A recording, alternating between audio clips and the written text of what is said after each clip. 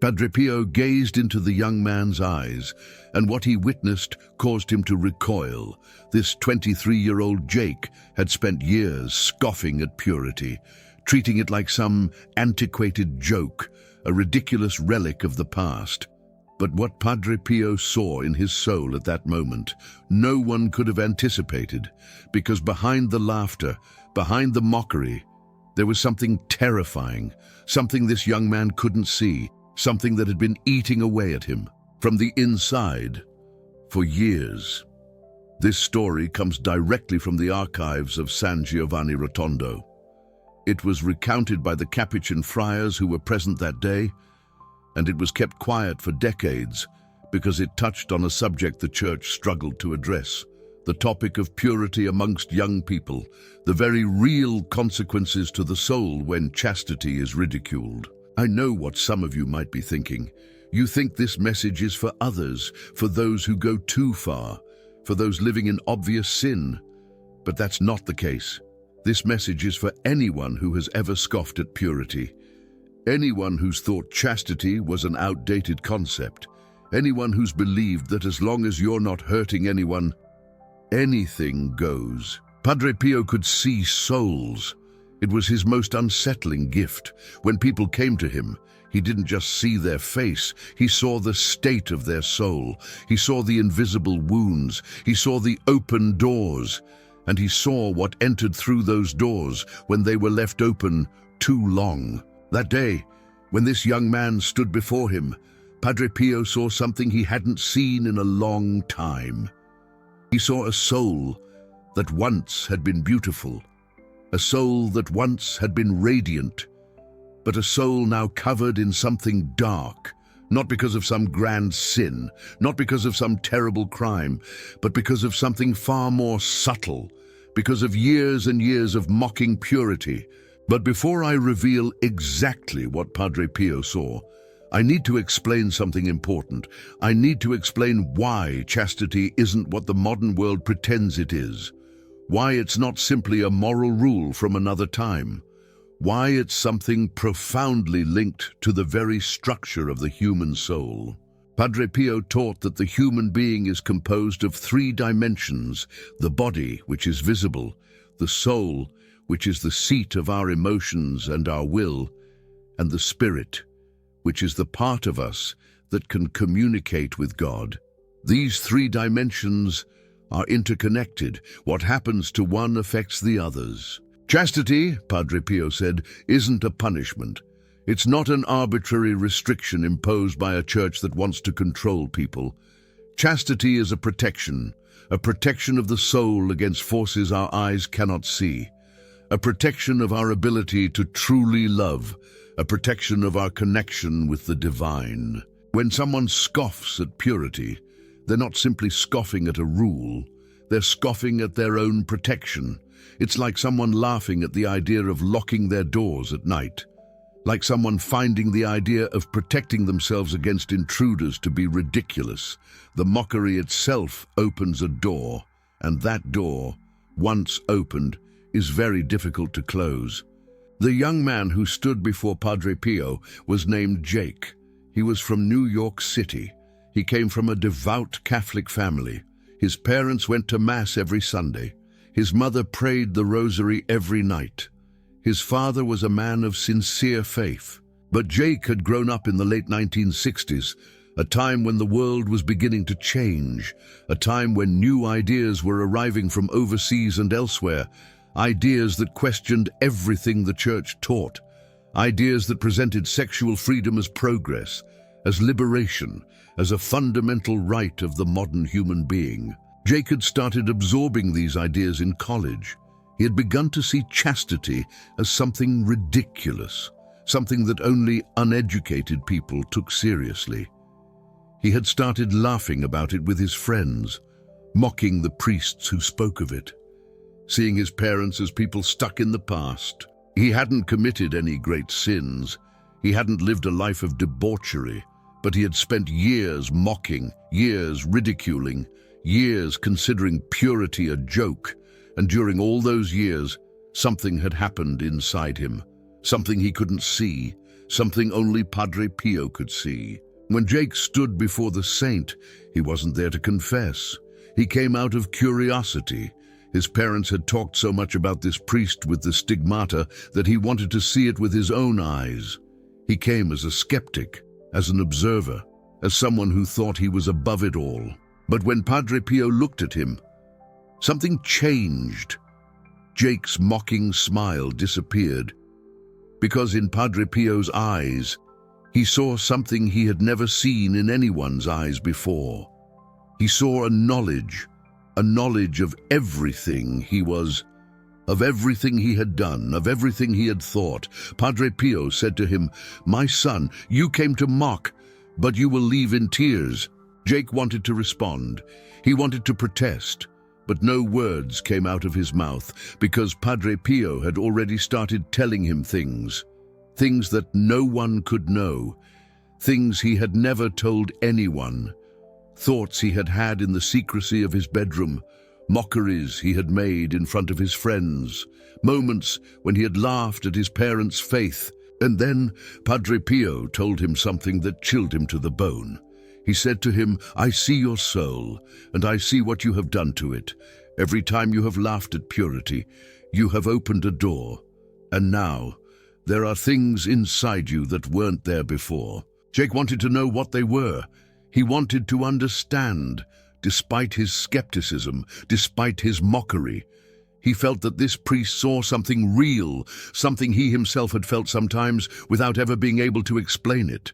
Padre Pio then explained to him what he was seeing. He told him that the human soul is like a house with doors and windows.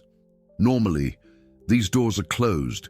They only open through conscious choices, through explicit invitations. But there are ways to open them without even realizing it, and one of those ways is mockery. Scoffing at something sacred, Padre Pio explained, creates a fissure in the soul's protection. It's not a divine punishment. It's not God punishing the mocker.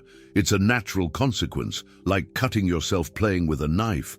The wound isn't a punishment. It's simply the result of the action. Chastity is sacred, Padre Pio continued. It's sacred because it protects the most intimate part of the human being, the part made for true love, the part made for connection with another human being, in the totality of what they are. When you scoff at purity, you scoff at that part of yourself, and by scoffing, you expose it. Jake listened, fascinated and terrified at the same time. He was beginning to understand something. He was beginning to connect his years of scoffing with certain things he'd experienced. A growing difficulty forming deep relationships, an inability to really attach to someone, an inner void that no experience seemed to fill. Padre Pio saw that he understood, and he decided to show him something more, something he only showed to those who were ready to see it. He said to him, "Close your eyes. I'm going to show you what I see." Jake hesitated, but something inside him knew he had to obey. He closed his eyes, and what he saw changed him forever. He saw his soul, not with words, not with concepts, but with a clarity he'd never known. He saw a luminous form. That was him. But this form was covered in dark spots, spots that pulsed, spots that seemed to have a life of their own. And he saw where those spots came from. He saw specific moments in his life, moments where he had scoffed at purity, moments where he had ridiculed his parents' faith, moments where he had encouraged his friends to do the same.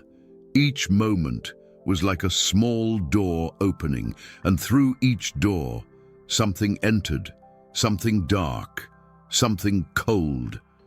Jake opened his eyes with a start. He was trembling. Tears streamed down his cheeks, without him knowing why. Padre Pio looked at him with compassion. He said, "Now you see, now you understand. It wasn't just jokes, it wasn't just words. Each scoffing was an invitation, and the enemy always accepts invitations." Jake asked what he could do. He asked if it was too late, if he was condemned to live with those spots for the rest of his life. Padre Pio smiled, a gentle smile. Despite the gravity of the situation, he said, "My son, it's never too late. The doors can be closed, the darkness can be driven out. But it takes time, it takes will, and above all, it takes understanding why purity is important."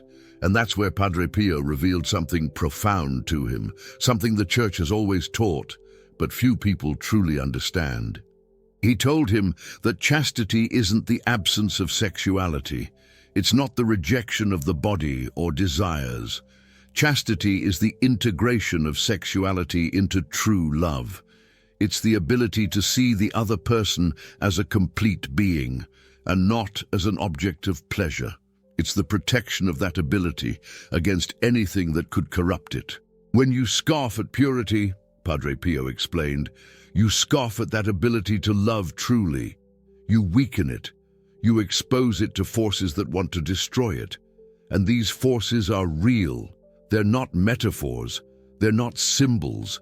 They are spiritual realities that constantly seek to corrupt what is most beautiful in the human being. Jake was beginning to see things differently. He was beginning to understand that his years of scoffing weren't innocent, that they had real consequences on his soul and on his ability to experience authentic relationships. Padre Pio then gave him 3 pieces of advice. 3 pieces of advice that would change his life, if he had the courage to follow them. The first piece of advice was reparation through speech. Padre Pio told him that every scoff he had uttered had left a mark, not only on his soul, but also on the souls of those who had heard him. If he really wanted to heal, he had to start speaking differently. He had to start defending what he had attacked, not by becoming a fanatical preacher, but by simply refusing to participate in the scoffing, by changing the subject when his friends scoffed at purity, by showing through his silence that he no longer shared their contempt. It's not a penance, Padre Pio explained. It's healing. Every time you refuse to scoff, you close one of the doors you had opened. Every time you defend what is sacred, you strengthen the protection of your soul. The second piece of advice was the prayer of purity. Padre Pio taught him a simple but powerful prayer, a prayer to recite every morning and every evening, a prayer that asked God to purify his heart and to close the doors that had been opened. The prayer was this: Lord, purify my heart, close the doors I have opened through my scoffing, drive out the darkness that has entered, restore in me the ability to love purely, and give me the strength to protect this sacred gift. Amen. Padre Pio told him to recite this prayer with sincerity, not as a magic formula, but as a true conversation with God, as a sincere request for healing. The third piece of advice was what Padre Pio called the fasting of the eyes. He explained to Jake that the eyes are the doors of the soul. What we look at enters us. What we contemplate transforms us. If Jake really wanted to heal, he had to learn to control his gaze, to not let his eyes linger on what fuels impurity, to consciously choose what he allowed to enter his soul through his eyes. It's not repression, Padre Pio explained. It's protection. You're not depriving your soul of something good. You're protecting it from something bad. And that protection, over time, will allow it to heal. Jake listened to these 3 pieces of advice carefully. He felt that Padre Pio was giving him something precious, something that could really change his life. But he still had a question that had troubled him since the beginning of this encounter. He asked Padre Pio, "Father, why is scoffing so dangerous? There are sins far more serious than laughing at something." Padre Pio looked at him with a new intensity. He said, "My son, scoffing is dangerous precisely because it seems innocent. When someone commits a grave sin, they know they are doing something wrong. Their conscience tells them so. They can repent. But when someone is scoffing, they don't think they're doing anything wrong. They just think they're having fun. And that's where the danger lies. Padre Pio continued, "Scoffing lulls the conscience to sleep. It makes you believe that what is sacred isn't really sacred. It makes you believe that what is dangerous isn't really dangerous. And while the conscience sleeps, the doors open. The enemy enters. And when the person finally wakes up, it's often too late. The darkness has settled in." Jake understood. He understood why he had felt empty for years. He understood why his relationships were superficial. He understood why something inside him seemed broken, without him being able to explain what. Padre Pio told him one last thing before he left, one thing that summarized everything he had tried to convey. He said, "My son, purity isn't a restriction, it's a liberation. It's the freedom to love without being a slave to your desires. It's the freedom to see the other person as a person and not as an object. It's the freedom to give yourself completely, because you've saved yourself for the one you're giving yourself to." Those who scoff at purity are scoffing at their own freedom, and they end up enslaved by what they thought would free them. Jake left that day completely transformed. He wasn't healed yet. The stains on his soul were still there, but he now had the tools to erase them. He now had the knowledge to close the doors he had opened. And above all, he had a new understanding of what chastity truly was. Not a prison, but a protection. Not a restriction, but a liberation. Not something ridiculous, but something sacred. Now, I want to talk to you, because if you're still watching this video, it's because something in you resonated with this story. Maybe you've been Jake at some point in your life. Maybe you've scoffed at purity. Maybe you've thought that chastity was an outdated joke. I'm not here to judge you. I'm here to show you what Padre Pio saw. I'm here to give you the same advice he gave Jake. I'm here to help you close the doors that may have been opened. But there's something even more important that I need to tell you. Something that Padre Pio revealed to Jake years later when he returned to see him after following his advice. Jake had returned changed. The stains on his soul had diminished. The doors had closed. He had regained the ability to truly love. He had even married a wonderful woman, whom he loved with a depth he never thought possible before his encounter with Padre Pio. When Padre Pio saw him, he smiled. He said, "I see that you have worked. I see that the doors are closed. But now, I must tell you something that I couldn't tell you before. Something about purity that you weren't ready to hear."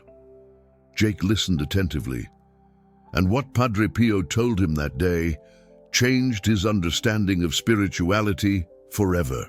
Padre Pio told him that purity wasn't just a protection against evil, it was also a door to the divine.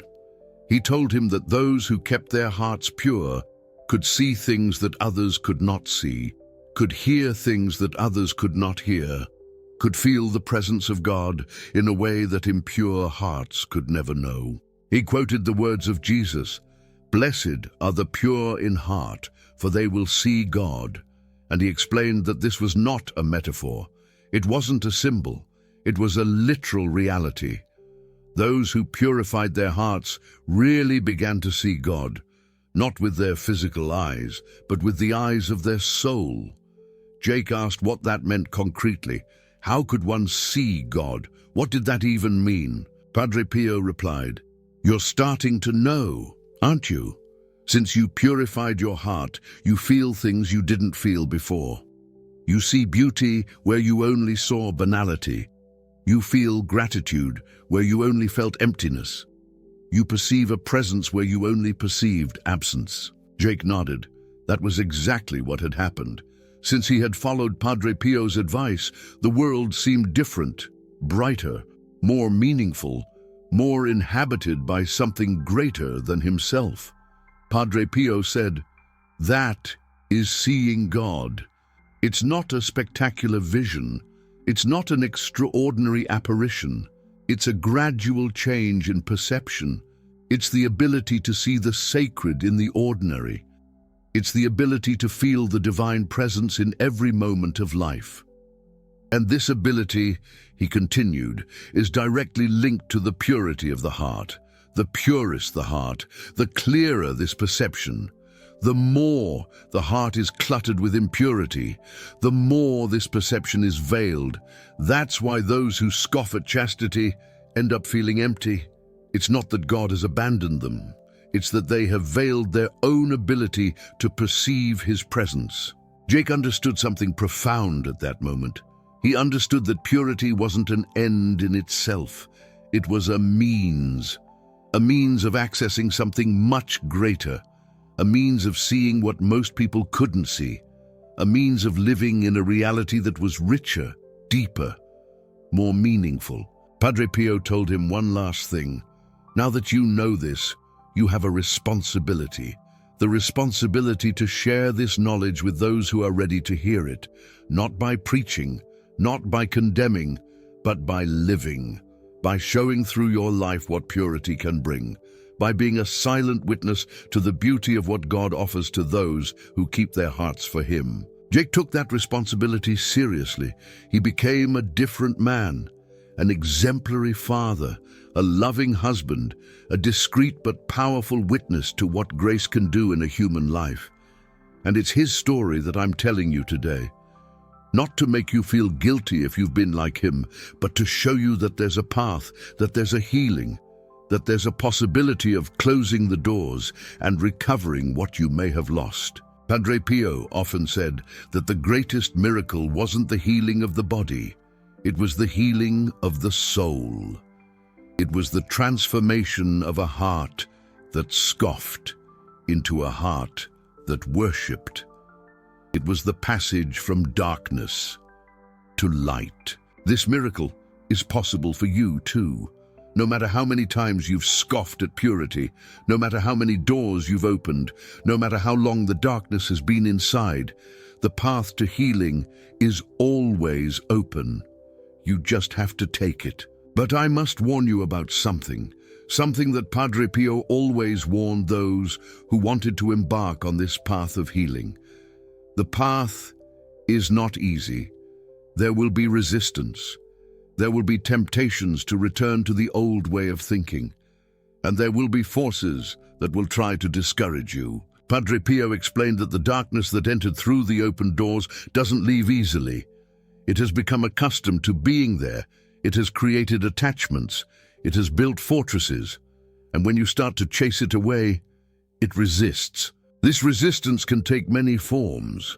It can take the form of discouraging thoughts that tell you that all of this is useless, that you're too far gone to come back, that purity is really a joke, and that you were right to scoff at it. It can also take the form of stronger temptations than before. Padre Pio warned that often, when someone starts to purify their heart, the temptations temporarily increase. This is not a sign of failure. It's a sign that the darkness senses that it's losing its grip, and it's doing everything to hold on. But if you persist, the temptations diminish, the discouraging thoughts weaken, and little by little, you start to feel something new, something light, something luminous, something that resembles peace. Padre Pio said that this peace is the first sign that the doors are closing. It's the first sign that the darkness is receding. It's the first sign that the soul is beginning to heal. And this peace, once it settles in, becomes a force in itself.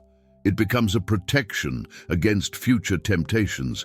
It becomes a shield that the darkness can no longer pierce easily. Now I want to give you something practical, something that you can start tonight. A healing protocol that Padre Pio gave to everyone who came to see him with this problem. The first element of this protocol is the daily examination of conscience. Every night, before you go to bed, take 5 minutes to examine your day. Ask yourself, today, did I think anything that scoffed at purity? Did I laugh at a joke that ridiculed chastity? Did I look at anything that fed impurity within me? Don't beat yourself up if the answer is yes. Just note it, acknowledge it, and offer that moment to God, asking Him to close the door that you may have opened. The second element is the morning prayer. Before you start your day, before you look at your phone, before you talk to anyone, take a minute to say this simple prayer. Lord, today I choose purity. I choose to keep my heart for you. I refuse to scoff at what is sacred. Give me the strength to resist the temptations that will come and close the doors that are still open within me. Amen. This prayer creates an intention. It orients your day. It reminds you of the choice that you've made, and it calls upon God's grace to help you uphold this choice. The third element is what Padre Pio called the sacred replacement. He explained that the soul cannot remain empty. If you chase out the darkness without replacing it with light, it will return, and it will return stronger than before. The sacred replacement consists of nourishing your soul with beauty, truth, and goodness. Every day, read something that elevates your spirit. Listen to music that purifies your heart. Contemplate beauty that reminds your soul of what it was created for. Padre Pio particularly recommended reading the lives of the saints. He said that these stories nourished the soul with examples of lived purity, that they showed that chastity was possible, that they inspired the desire to live a holy life. He also recommended the contemplation of sacred art, the icons, the paintings representing the Virgin Mary, the images of Christ. He said that these images imprinted models of pure beauty in the soul, models that counterbalance the impure images to which the modern world constantly exposes us. The fourth element is regular confession. Padre Pio insisted on the importance of confession for those who wanted to purify their heart. He said that confession was not only a forgiveness of past sins, it was also a protection against future sins. When you confess your scoffing, your impure looks, your impure thoughts, you expose them to the light, and what is exposed to the light loses its power. What was hidden in the shadows becomes visible, and what becomes visible can be healed. Padre Pio recommended confessing at least once a month for those who were seriously working on purity, and he recommended finding a regular confessor, someone who knew your struggle, someone who could follow your progress, someone who could encourage you when you fell and congratulate you when you advanced. The fifth element is perhaps the most important. It's what Padre Pio called the love of purity. He said that one could not truly live chastity if one saw it as a constraint, if one saw it as something that deprived us of pleasure, if one saw it as a painful sacrifice. To truly live purity, one had to love it. One had to see its beauty. One had to understand that it was not a deprivation, but a gift, not a restriction, but a liberation, not a loss, but a gain. How to develop this love? Padre Pio recommended meditating on the fruits of purity, thinking about the peace that it brings, the freedom that it gives, the depth of relationships that it allows, the spiritual clarity that it offers. He also recommended contemplating the Virgin Mary, she who was perfect purity, she who had kept her heart entirely for God, she who had been chosen to bear the Son of God precisely because of this purity. Padre Pio said that those who contemplated Mary regularly ended up falling in love with purity, that they ended up desiring this beauty for themselves, that they ended up seeing chastity no longer as a burden, but as a treasure. You have just received something precious. You have just received knowledge that few people have. You've just glimpsed what Padre Pio saw when he looked into the souls of those who were scoffing at purity, and you've received the tools to heal if you find yourself in that situation. This video isn't here by accident. The revelations I share here come directly from the spiritual legacy of Padre Pio. They've been guarded and transmitted with care to reach you today. Each video like this demands hours of research in the archives of San Giovanni Rotondo, hours of prayer to discern what to share and how to share it. If what you've heard today has touched your heart, if you feel this truth can help other souls in distress, then I invite you to become part of this mission. The super thanks you see just below isn't just a button. It's your way of saying, yes, these truths need to continue to be shared. Yes, other young people need to hear this message. When you click that golden heart, you become a guardian of this wisdom. You participate in protecting souls from the darkness that threatens them. I want to leave you now with one last story, a story Padre Pio often told, to conclude his teachings on purity, a story that sums up everything he wanted to convey. There once was a young man who had spent years scoffing at everything sacred. He laughed at Mass, he laughed at prayer, he especially laughed at purity. He thought people who believed in these things were fools, that he was free, that he had figured it out, that it was all just superstition. But one day, this young man became gravely ill, a disease the doctors couldn't explain, a disease that drained his strength day after day. And in this illness, he began to see things he had never seen when he was healthy. He saw his soul. For the first time in his life, he saw the real state of his soul, and what he saw terrified him. His soul was covered in darkness.